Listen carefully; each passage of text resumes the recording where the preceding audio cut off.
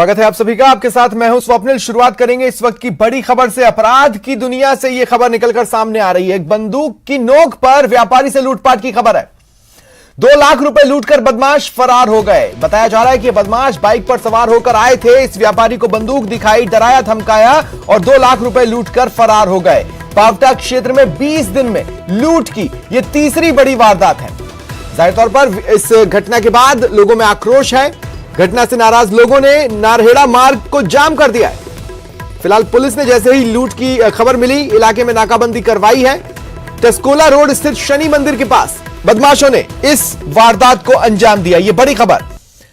बदमाश जो कि बाइक पर सवार होकर आए थे, उन्होंने व्यापारी को रोका, बंदूक दिखाकर डराया धमकाया और 2 लाख रुपए लेकर फरार हो गए।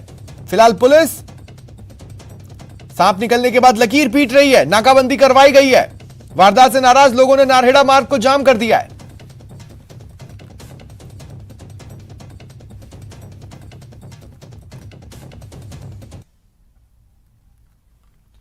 और बांसवाड़ा से भी बड़ी खबर है। यहां नया गांव के पास पनियाला गांव पड़ता है, जहां पर एक कार्यक्रम रखा गया था जिसमें लोगों को खाने पर बुलाया गया। 200 के आसपास लोग वहां खाना खाने पहुंचे और अब खबर मिल रही है कि इनमें से अधिकतर फूड पॉइजनिंग का शिकार हुए हैं। फिलहाल जो जानकारी मिली है, अब तक का अपडेट आपको बता दें, इस घटना में 70 से ज्यादा लोग ऐसे हैं जो कि फूड पॉइजनिंग का शिकार हुए हैं। उनकी हालत खराब है, उन्हें अस्पताल में भर्ती करवाया गया है।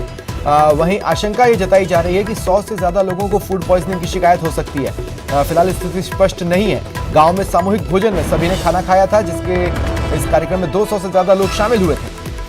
सूचना के बाद सीएमएचओ, डिप्टी सीएमएचओ अस्पताल पहुंचे और पीड़ितों का हालचाल जाना। एसपी भी अस्पताल पहुंचे और मरीजों से मिले। ये बड़ी खबर फूड पॉइजनिंग की पनियाला गांव से।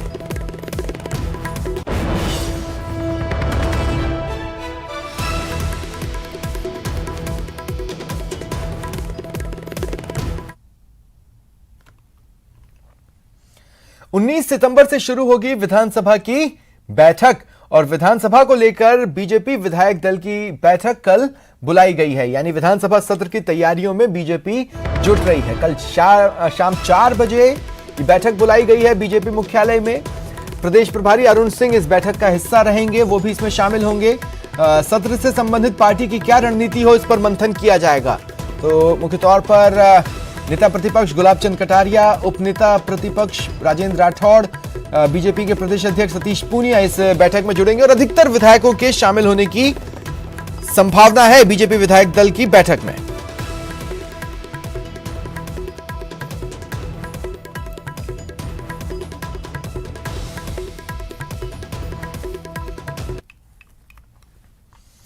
और इधर जयपुर में इन दिनों अपराधों की बाढ़ आई हुई है।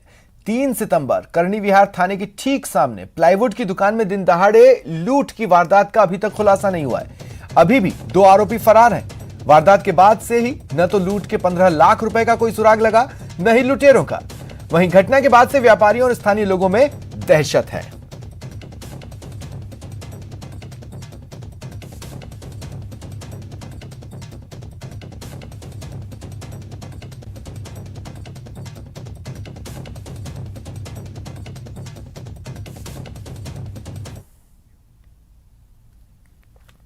डूंगरपुर जिले की 84 थाना पुलिस ने बेडसा गांव में पति पत्नी के ब्लाइंड मर्डर का 2 दिन में ही खुलासा कर दिया। अवैध संबंधों के चलते दंपति की हत्या हुई थी। मृतक और मृतक के छोटे भाई का अपनी विधवा भाभी से अवैध संबंध था, जिसके बाद बड़े भाई को रास्ते से हटाने के लिए छोटे भाई ने नाबालिग भतीजे को उकसाकर हत्या को अंजाम दिया।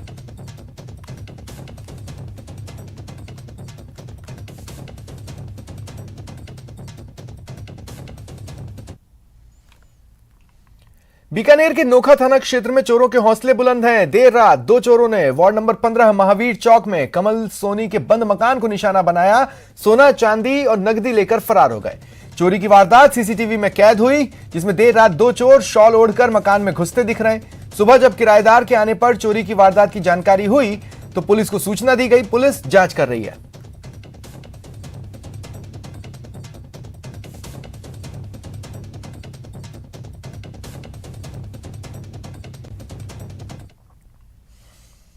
ग्रेटर नगर निगम ने जयपुर में गायों को बचाने के लिए बड़ी पहल की है।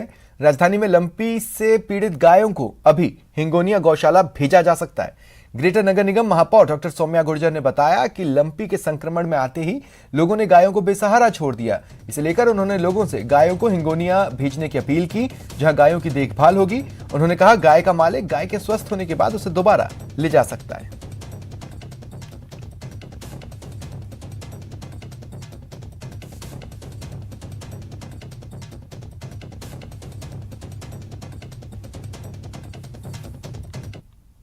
प्रधानमंत्री नरेंद्र मोदी जी के जन्मदिन के उपलक्ष्य में नगर निगम ग्रेटर जयपुर के चेयरमैन और पार्षदगणों के साथ में यहां हिंगोनिया गौशाला में, जहां लंपी से ग्रसित गायें हैं, उनकी गौ सेवा की गई, साथ में उनको दवाइयां लगाई गई और साथ ही होम्योपैथिक 5000 गायों के लिए डोज है वो भी दी गई है। गायों को गुड़ हरा चारा खिला के, ताकि गौ माता जल्दी से पुष्ट हो और अच्छे से सही ठीक होकर और अपने और साथ ही गौ माता को उनका रख रखाव, वार्डों की सफाई और उसको फॉगिंग वगैरह करवाकर, ताकि मच्छरों की वजह से किसी भी तरह से उनको ये वायरस है इसका संक्रमण ज्यादा नहीं बढ़े।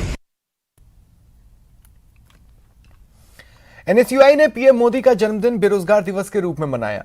जयपुर में राजस्थान यूनिवर्सिटी के मेन गेट पर बड़ी संख्या में एनएसयूआई कार्यकर्ताओं ने विरोध प्रदर्शन किया और पीएम से रोजगार मांगा। प्रदर्शनकारी युवाओं ने पकोड़े तले, चाय और पानी पूरी बेची, साथ ही बूट पॉलिश भी की। एनएसयूआई के राष्ट्रीय प्रवक्ता रमेश भाटी ने कहा कि पीएम नरेंद्र मोदी युवाओं से रोजगार का वादा कर सत्ता में आए, उनका दूसरा कार्यकाल शुरू हो गया, लेकिन अब तक न तो युवाओं को रोजगार मिला, न ही कोई वादा पूरा किया गया। देखिए, जहां पूरा देश आज प्रधानमंत्री नरेंद्र मोदी को अपने जन्मदिवस की बधाई दे रहा है, वहीं देश का जो बेरोजगार युवा है वो प्रधानमंत्री को ये बताना चाहता है कि जब से वो देश के कप्तान बने, प्रधानमंत्री के रूप में उन्होंने शपथ लिए, तब से कहीं ना कहीं युवाओं के हालात बदतर होते जा रहे हैं। पढ़ा लिखा युवा बेरोजगार है, डिग्रीधारी युवा बेरोजगार है और वो चाय और पकौड़ों की स्टॉल लगाने को मजबूर है। वो जहाँ पर पढ़ लिख कर सरकारी नौकरी की तैयारी कर रहा है, वहीं वो अब रोजी रोटी के लिए छुटकर वो रेवड़ियाँ लगाने के लिए और ठेले लगाने के लिए मजबूर है।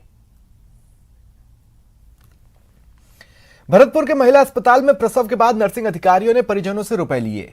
प्रसूता के परिजनों ने रुपए देने का वीडियो वायरल किया। इसके बाद जिला कलेक्टर की जन सुनवाई में अधिकारियों को वीडियो दिखाकर न्याय की गुहार लगाई। प्रमुख चिकित्सा अधिकारी ने कार्रवाई कर 3 महिला नर्सिंग अधिकारियों को निलंबित किया। कुम्हेर के पास का रहने वाला केदार अपनी पत्नी का प्रसव कराने गया था, जहां स्टाफ ने रुपए ले लिए।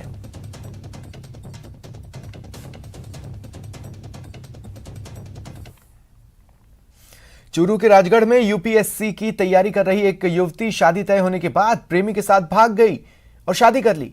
युवती के पिता ने जबरन शादी किसी और से तय की, जिसके बाद युवती ने कॉलेज में साथ पढ़ चुके अपने प्रेमी से शादी की। दोनों के बीच 7 साल से प्रेम प्रसंग था। अब लड़की के परिवार ने दोनों को जान से मारने की धमकी दी।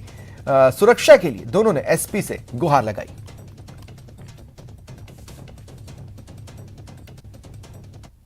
रविंद्र कुमार से शादी की है, निवासी मुंडीताल से, और मैं खुश भी हूँ इनके साथ और किसी ने कोई जोर जबरदस्ती भी नहीं की मेरे साथ। घर वाले धमकी दे रहे, तभी तो हमें प्रोटेक्शन चाहिए। किस तरह की धमकी दी जा रही है? यही है कि हम तुम लोगों को मार देंगे या फिर छोड़ेंगे भी नहीं।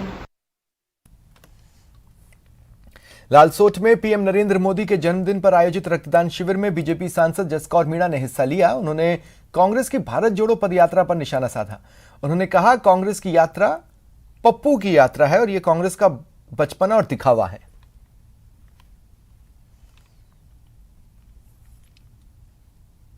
वो एक पप्पू की यात्रा है और बचपना है।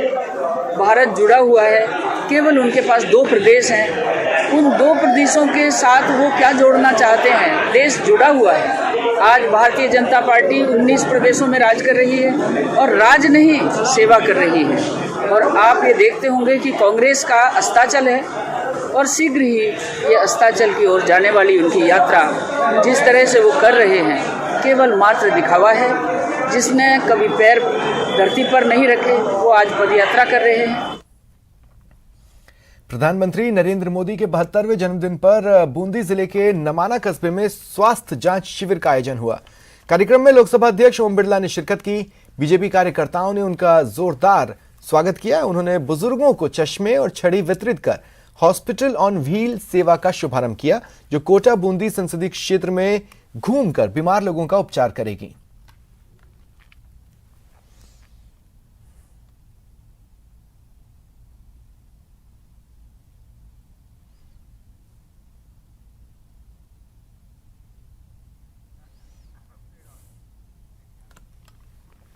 जयपुर में उद्योग एवं वाणिज्य विभाग की ओर से लघु एवं मध्यम श्रेणी उद्योगों के लिए पुरस्कार वितरण समारोह हुआ। उद्योग मंत्री शकुंतला रावत ने 14,000 करोड़ रुपए के निवेश का MOU साइन किया। उद्योग रत्न और निर्यात पुरस्कार दिए गए। मौके पर मौजूद मंत्री शकुंतला रावत ने कहा, राज्य में नई MSME नीति और हस्तशिल्प नीति के राजस्थान के उद्योग और व्यापार जगत को नई दिशा मिलेगी।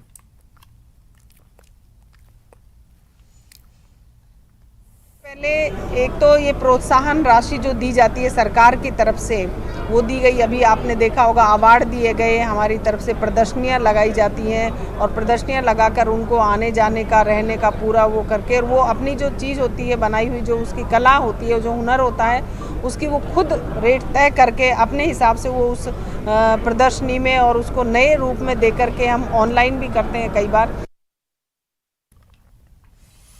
लंपी के आतंक से परेशान पशुपालकों ने अब माता शीतला से गुहार लगानी शुरू की है। पशुपालक लंपी को चेचक और बड़ी माता मानते हुए इससे राहत देने के लिए माता शीतला को धूप लगाने पहुंच रहे हैं।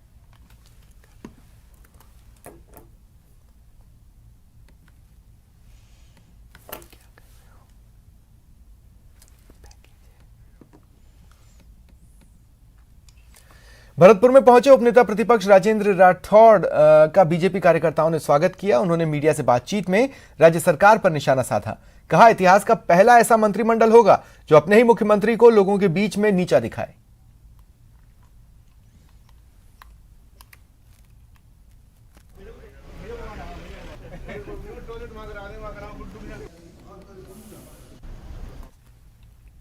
राजस्थान का मंत्रिमंडल, अशोक गहलोत का मंत्रिमंडल पहला मंत्रिमंडल है राजस्थान के इतिहास में जो अपने ही मुख्यमंत्री को अपने ही लोगों के बीच में कई बार नीचा दिखा चुका है। और मुख्यमंत्री जी की मजबूरी कितनी है, जिस किसी विधायक के, जिस किसी मंत्री के इलाके में जाते हैं, मंच से खड़े होकर कहते हैं अगर ये नहीं होते तो मेरी सरकार बसती नहीं। अभी झुंझुनू में गुड्डा में गए सैनिक कल्याण मंत्री के पुत्र के जन्म उत्सव पर, वहाँ उन्होंने कहा कि अगर राजेंद्र हुड्डा नहीं होते तो मेरी सरकार नहीं बसती। 2 दिन पहले सवाई माधोपुर में दानिश अबरार को ये मंच पर कहे गए कि दानिश अबरार नहीं होते तो मेरी सरकार नहीं बसती। इसी प्रकार की कमजोरी ने राजस्थान के अंदर 200 मिनी मुख्यमंत्री खड़े कर दिए जो लूट का काम कर रहे हैं। मुख्यमंत्री जी के सामने भरतपुर के अंदर, भरतपुर के डीग के विधायक और पर्यटन मंत्री ये कह दें हमारे जिले में जिस संभाग से राज्य के स्वाधीन निर्माण मंत्री आते हैं, सड़कों की बदहाली इतनी है कि गर्भवती महिला का गर्भ गिर जाए सड़कों पर वाहन में चले, तो इससे बड़ा दुर्भाग्य कुछ हो नहीं सकता। भरतपुर के डीग में सरकारी अस्पताल में प्रसव के दौरान महिला की मौत के बाद हंगामा हुआ। परिजनों ने सड़क जाम कर डॉक्टरों की लापरवाही का विरोध किया और मुआवजे की मांग की। पुलिस के उच्च अधिकारी मौके पर पहुंचे, परिजनों को समझाया। इसके बाद परिजनों ने जाम हटाया। महिला के शव का मेडिकल बोर्ड की ओर से पोस्टमार्टम किया गया। मामले में स्थानीय अधिकारियों ने परिजनों को उचित मुआवजे का आश्वासन दिया है।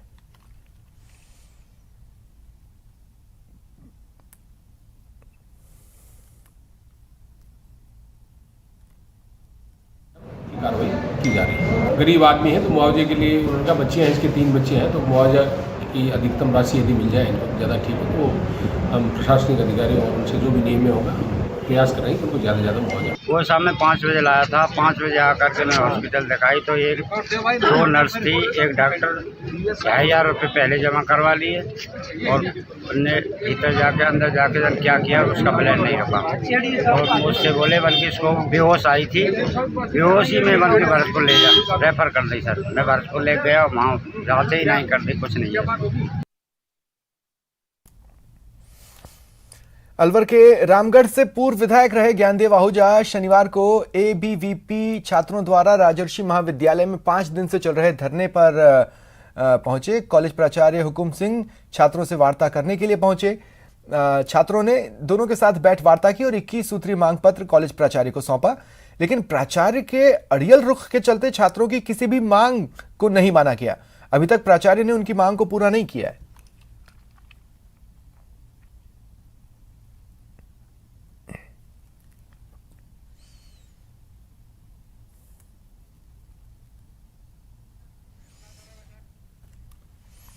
अब तक आपने काले पानी की सजा के बारे में सुना होगा, लेकिन राजस्थान में बीसलपुर बांध से जलापूर्ति पाने वाले लोग इन दिनों पीले पानी की सजा भुगत रहे हैं।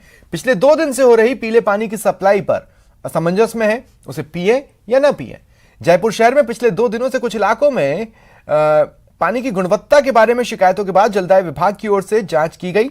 सामने आया कि बीसलपुर से सप्लाई होने वाला पानी फाइनल स्टेज से पहले की रॉ वाटर की स्टेज में ही सप्लाई कर दिया गया, जिसकी वजह से 2 दिन से पीला पानी सप्लाई हो रहा था। मामले को लेकर जलदाय मंत्री महेश जोशी ने 3 अधिकारियों को और पानी का ट्रीटमेंट करने वाली फर्म को नोटिस जारी किया।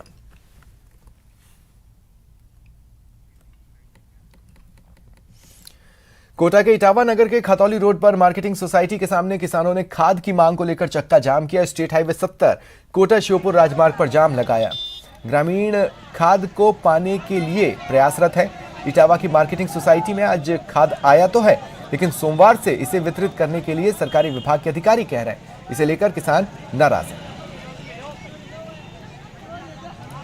खस्ताहाल सड़कों का जिक्र प्रदेश की सियासत में अहम मुद्दा बन गया है। मंत्री सड़कों पर गड्ढों को लेकर अपने समकक्ष पर ही निशाना साध रहे हैं, तो विपक्ष के निशाने पर सरकार है और सरकार ब्यूरोक्रेसी को चेता रही है। लेकिन इन सबके बीच जनता न सिर्फ शारीरिक बल्कि आर्थिक रूप से भी प्रभावित हो रही है।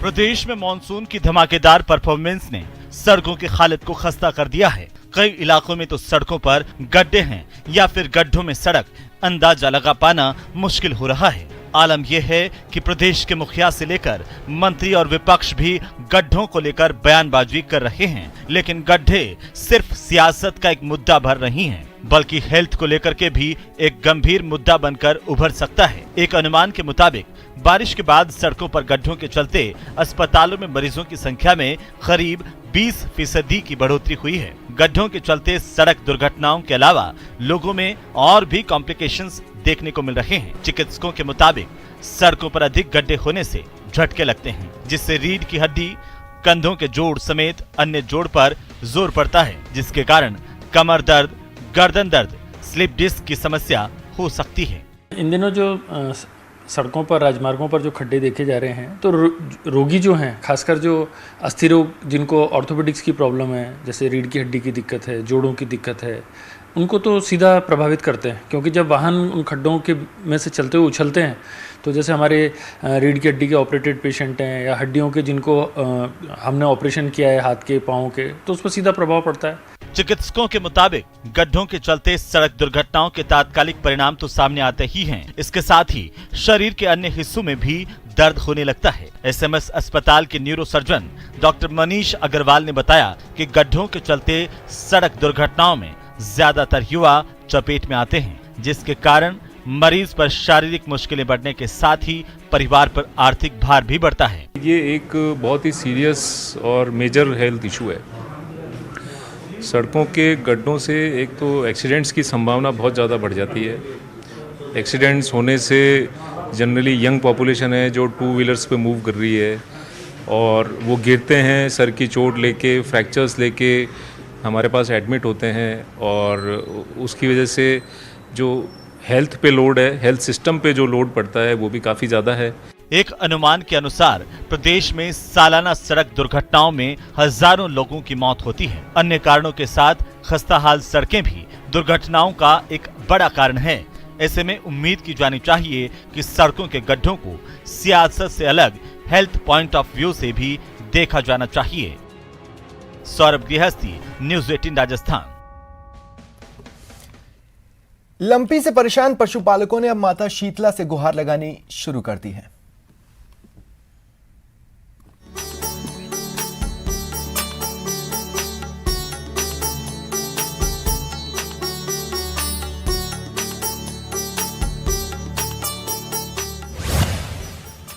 लंपी का वार, माता से गुहार। गोपालक पहुंचे माता के द्वार, वायरस से करेंगी माता उद्धार। मदद करो, हे शीतला माता। मंदिर में गोपालकों की भारी भीड़, शीतला माता के जयकारे से गूंजता मंदिर, लगातार मंदिर में चढ़ रहे प्रसाद और पकवान। ये नजारा है जयपुर के चाकसू स्थित शीतला माता मंदिर का, जिन्हें चेचक की माता भी कहा जाता है।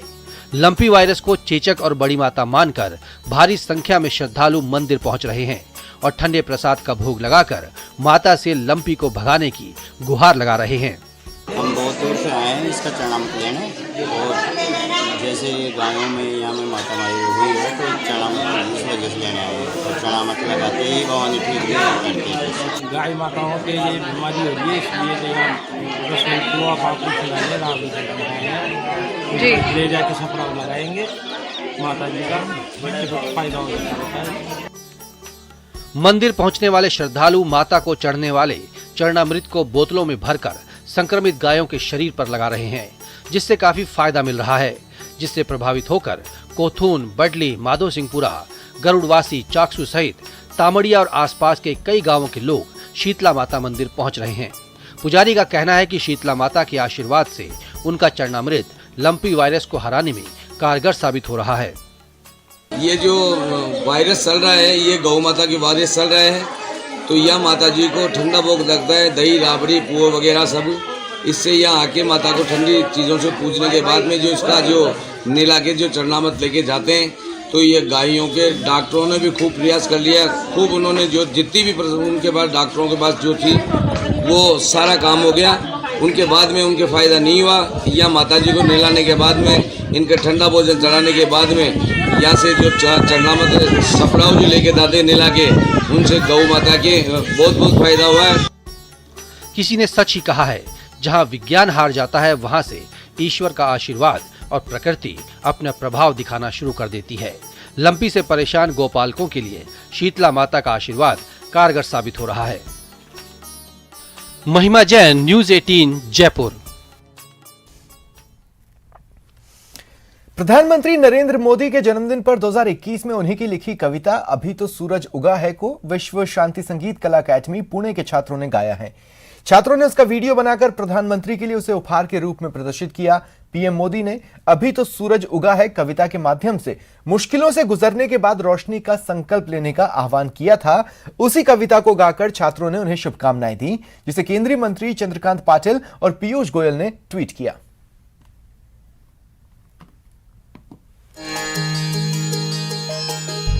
आसमां में सिर उठाकर घने बादलों को चीर कर रोशनी का संकल्प लें, रोशनी का संकल्प लें। अभी तो सूरज उगा है, अभी तो सूरज उगा है, अभी तो सूरज उगा है।